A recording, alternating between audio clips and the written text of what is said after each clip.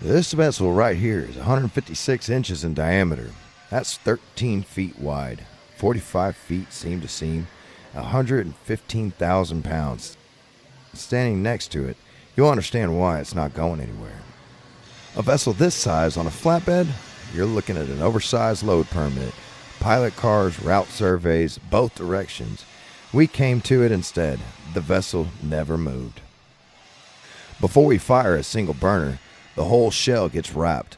1 inch of 8-pound Kaowool ceramic fiber overlapping 3 inches at every joint. That insulation is what turns this vessel into its own furnace. Those pins you see going onto the steel, that's how we secure the insulation. Every layer locked in place before the next one goes on. When this vessel heats up, the steel expands. If that insulation shifts or comes off mid-cycle, you've got a problem. You don't stop a heat cycle. Burners go through the available nozzles. Placement is calculated from the vessel weight and geometry before we ever show up. Wall thickness on this one is 1.14 inches thick.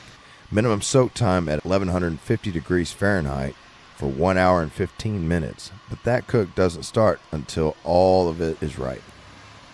I'm James Benefield, owner of Gulf Coast Combustion. No furnace, no transport risk. If you can build it, we can heat treat it on site. Call me directly at 832-797-3428 or visit us at gulfcoastcombustion.com.